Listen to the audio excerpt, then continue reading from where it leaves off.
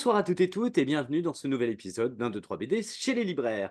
Alors ce soir, je vous emmène faire un petit tour à la librairie Sans Eau et pas la boucherie bien sûr, dans le 14e arrondissement. On va retrouver Vincent pour 3 conseils de lecture. Alors je vous invite toujours hein, à partager, à liker et à commenter cette pastille si vous aimez.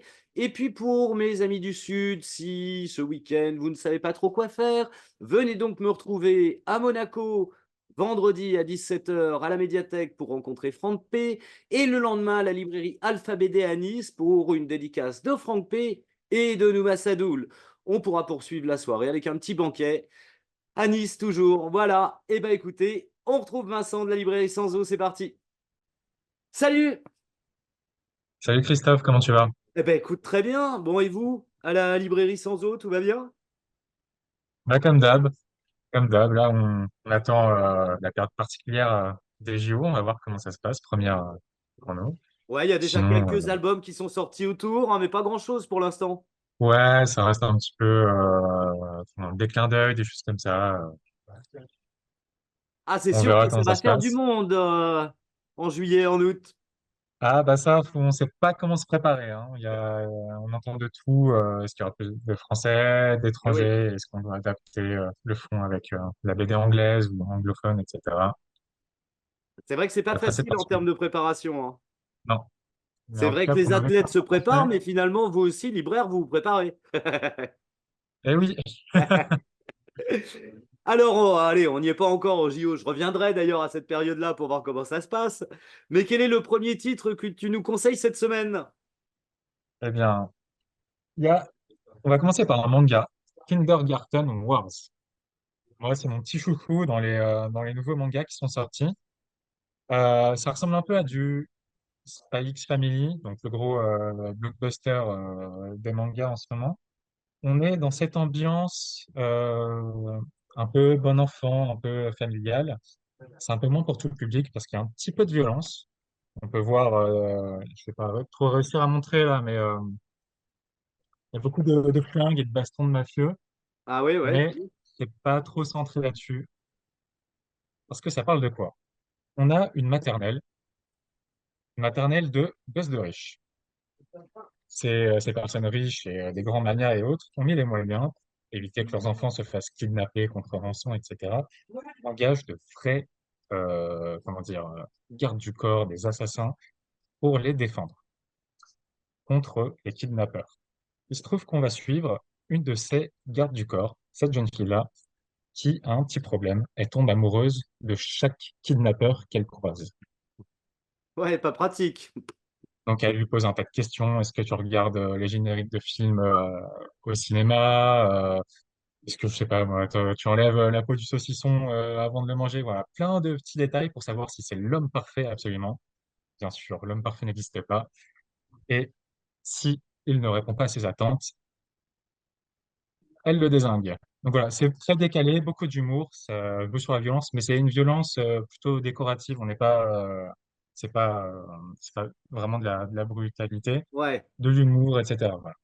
Et je suis déjà en train d'attaquer le tome 2. J'ai hâte de voir ce qui va se passer très par la bien. suite. Alors pour l'instant, il y a combien de tomes sortis là? Eh ben, ils ont sorti les deux premiers tomes en même temps. Ils ont fait une grosse opération dessus. C'est chez Kiyun. Ok, très bien. Donc voilà. Public à partir de, enfin, tout public à partir de, je sais pas, 12 ans, quelque chose comme ça. Ouais. 12 ans et plus, quoi. Ok, très bien. Un petit manga pour commencer, c'est pas mal. Bah ouais. Allez, le deuxième titre. Le deuxième. Alors, pareil, un autre petit chouchou que j'ai adoré, c'est Brecht Evans. Alors, la couverture est très chargée. Ça s'appelle Le Roi Méduse. C'est un premier tome. Brecht Evans, on le connaît pour Panthère, Elle rigole, Mm. etc. Mais surtout pour son dessin un peu déstructuré, un peu déconstruit. Il n'y a pas Ouais, trop de cases, c'est très coloré aussi. Il a vraiment sa patte à lui. Et, euh, et ça en ouais, fait les un pages sont auteur, surprenantes. Mm. ouais, ça en fait un auteur pas facile à vendre.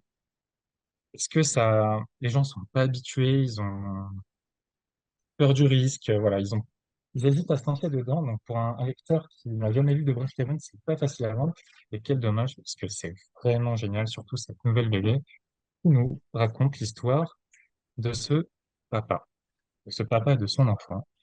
Euh, Ce papa est un paranoïaque extrême. C'est une maladie.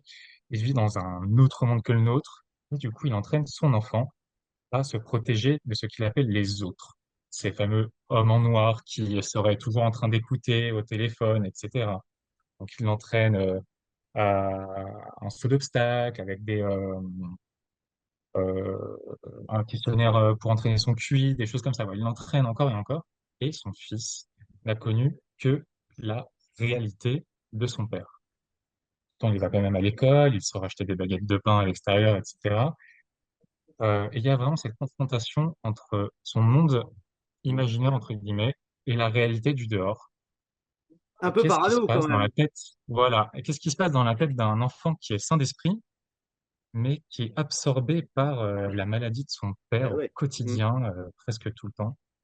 Euh, voilà, ça s'arrête en plein milieu de l'histoire. On attend la sortie du tome 2, mais j'invite vraiment les lecteurs à aller vers cet auteur, parce que même si ça sort du commun, ça en vaut vraiment la peine. Ouais, puis le sujet est intéressant, effectivement.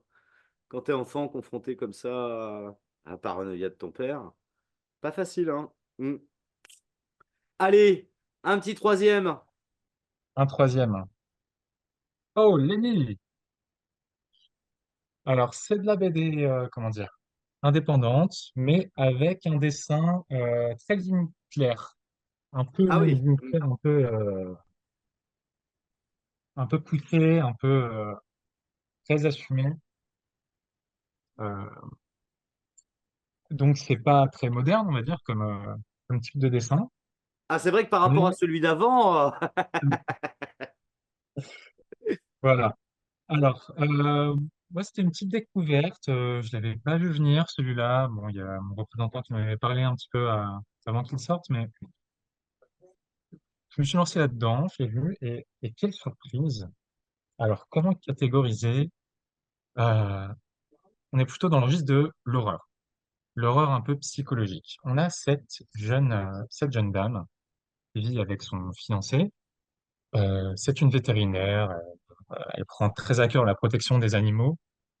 Et un jour, elle va trouver justement un animal abandonné dehors. Mais quel animal? Ce n'est pas un animal ordinaire, c'est une sorte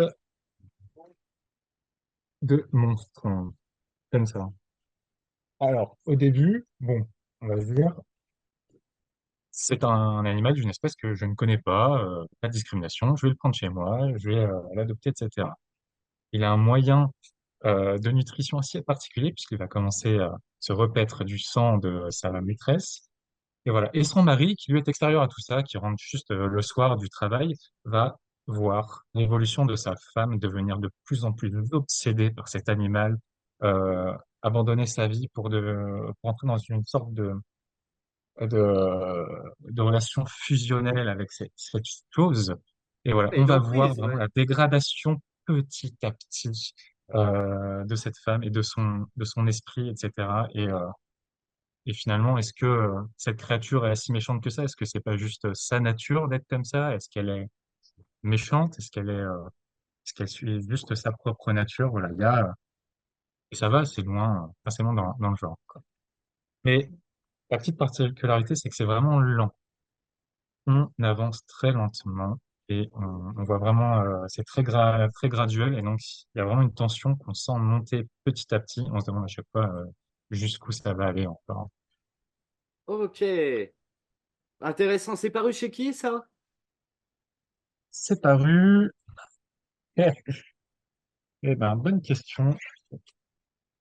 C'est pas une maison édition Cannabis. Ah oui, d'accord. Ok. Cannabis, ouais. Le logo, on voit pas souvent, alors Oui. ça, Mm. habituel, ouais. Mais ils ont Édition effectivement Cannabis. une ligne éditoriale qui est assez surprenante. Hmm. Mhm. Il y avait eu Roxane dans ses culottes. Eh oui, oui, que j'avais lu aussi, ouais.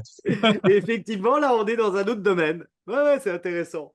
Eh bien, écoute, je te remercie pour ces trois conseils de lecture.